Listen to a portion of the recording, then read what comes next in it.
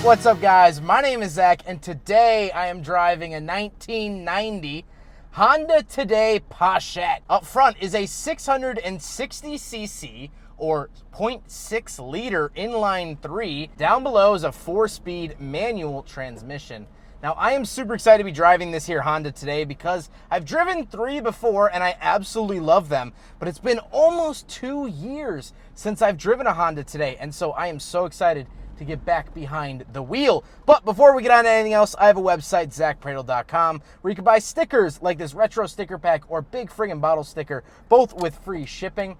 You can also submit your own vehicle to be reviewed by me through a quick and easy submission form, and you could read my behind the scenes blog to see what I'm filming before it comes out on the channel. But let's get back to that 660cc inline 3 under the hood. Well, it's good for about 41 horsepower, which arguably is not a lot. Actually, not even arguably. It's not a lot of horsepower. However, this car conforms to the K car requirement, spelled K-E-I.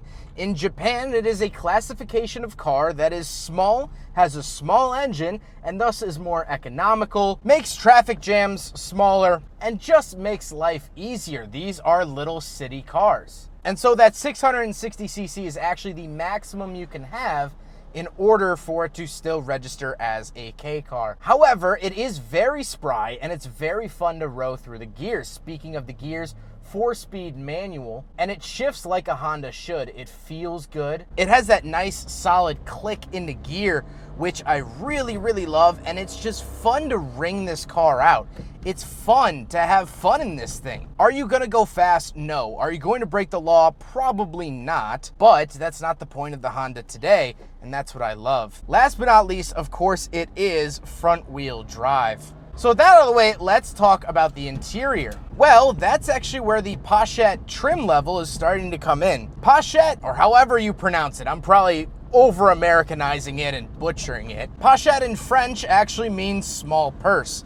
This version of the Honda today was actually marketed towards women. It came with nicer, prettier seat covers, and was supposed to be the cuter, I guess, dumbed down version of the Honda today, which I'm not saying is morally correct. I'm just saying that was the line of thinking back in the 1990s. It also didn't come with a cigarette lighter. Now, it still has the 12-volt outlet, but you didn't get the lighter because women shouldn't smoke. And also, we're mostly optioned with the automatic transmission. Now, this one actually has the manual, but most of them had the automatic because that's what women want, apparently. With that 90s Japanese sexism out of the way, let's talk about the interior. Well, in front of me, I have 3 gauges. On the left is my coolant temperature. Then I have my speedometer in the center and my fuel to the far right.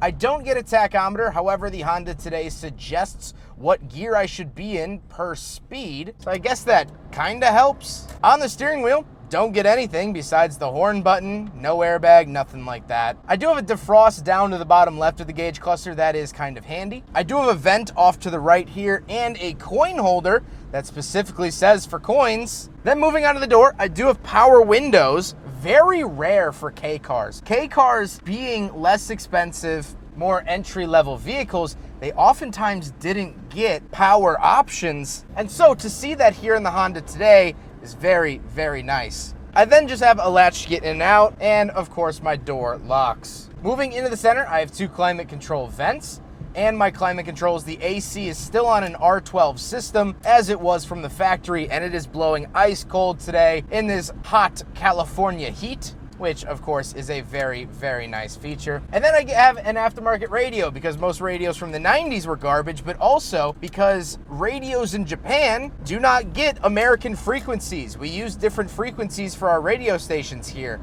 So if you plan on buying a JDM car, you're gonna have to switch out the radio no matter what if you wanna use it at all. Then I get an ashtray and a 12-volt outlet, again with no cigarette lighter. And then I don't get much until the shifter in the center console. Like I said, the shifter feels great, love that. Then I do get a parking brake, meaning I don't have any cup holders. So just like every other K car I've ever reviewed, the Honda today fails the big friggin' bottle test. Now we gotta talk about the seats. The seats are very comfortable, actually. The 1990s knew how to do comfortable seats, and that is no exception here for the Honda today. I really like it, and I actually do fit in this car, which is big, big, big. It being a physically small car, I actually fit in here quite well, and that's a big selling point for me. I'm 5'11", I'm not a small person, so fitting in most areas is not easy. But the Honda today makes it easy. Speaking of seats, however, we do have back seats, so let's go do a back seat review. This is the part of the K car that is not fun. Ugh. I'm in the back of the Honda today, and I fit. Actually, you know what? With the seat up, I actually fit back here pretty well. There is no crash protection in this car. That's not really what K cars are for. They're for slow speed inner city driving. This is not a road trip car. It's not a high-speed highway car. This is for getting around Tokyo. And so there's not much crash protection, but you actually do get 4 decent seats back here. And me, being a big man, I actually fit back here, which is pretty dang amazing. Let's hop around back. We'll take a quick look at the trunk and cargo space, and then we'll talk about the looks. All right, so we're on the back of the Honda today. We'll come in here,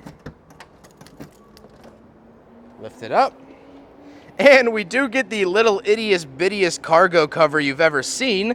However, that's the trunk space. Now, I can put this seat down if I do want to use more cargo space, which honestly is decently plentiful. Like I said, no crash protection.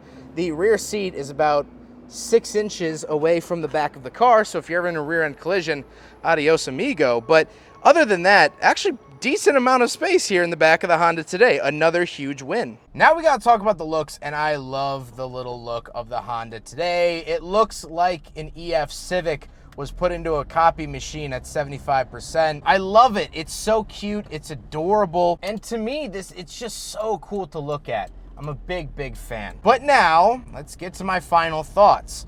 What do I think driving the Honda today? Well, I've driven these cars before. This isn't anything new, and that's why I was excited to talk about it. Like I said, it's been 2 years since I've driven those other Honda Todays from my good friend Scott, and I have thought about that car, those cars actually, plural, quite frequently over those last 2 years. I don't even know if I should be saying this, but this is probably one of the best kept secrets when it comes to importable cars. They're fun, they're simple, in everything I've seen they've been reliable, and they're a K car that isn't taxed. My favorite K car of all time is the Suzuki Cappuccino. It was fantastic to drive, even though I didn't fit inside of it. It made sweet turbo noises and had a very cool roof operation. I love that little thing. But that car is taxed. You can't get one without spending at least 5 digits. We're talking $10,000, $15,000, $20,000. And don't even get me started on the AutoZam AZ1. I've only ridden in one, but it was awesome, but it's heavily, heavily taxed. People want them, so they'll pay good money for them. These cars, no one really knows about. Every time I tell someone, hey, I'm driving a Honda today, their answer is always, you're driving a Honda what today? And I say, no, I'm driving a Honda today. And they're like, yeah, we know it's today. What are you driving? And it goes on like a 1950s skit until I tell them, no, the Honda today is its own model. It's its own car. And they say, what? What is that? Oh, it looks like a Honda. I've never seen that before. Wow, interesting. They made those? Could you get them here? Oh, you couldn't get them here, but now you can import them? That's how the conversation always goes. No one knows what these cars really are, and so they're not heavily taxed. You can find them for under $10,000 shipped from Japan. And they're an absolute blast. They're the cutest things in the world. And you get to experience everything that a JDM car is, Japanese domestic market. You get to drive right-hand drive. You get to drive something that wasn't sold here. You get to bring it to Cars and Coffee and answer all the questions. No, it's not from Britain. Yes, it's legal to drive right-hand drive in the United States. No, I won't sell it to you. You get to answer all those questions. You get to have fun. You get to enjoy an imported Japanese car without paying the outrageous prices. Is the Suzuki Cappuccino faster? Yeah, but I'll gladly take a 50% off discount for a little bit less speed, but all of the same attention, all of the same questions, all the same joy of owning a JDM K car without the tax. And so that is why this car is the best kept JDM secret. I wasn't even sure if I should post this video, but I guess I'm doing you a favor. Go out and buy one soon. I hope these don't ever get taxed, but right now, they're worth it. They're definitely worth it. Huge thank you to Miles for letting me take out his Honda today. This thing is so cool. I was so excited to get back behind the wheel of a Honda today. It's been a while, and boy, have I missed this little thing. I really, truly did, and they're just fantastic. But I hope you guys enjoyed the video. Don't forget to rate the video, comment on the video, subscribe if you really liked it, and I have to keep the AC off because it's way too loud, so now I can finally turn the AC back on. Look at how glistening I am. Oh, yeah, that was too loud, so take care, guys.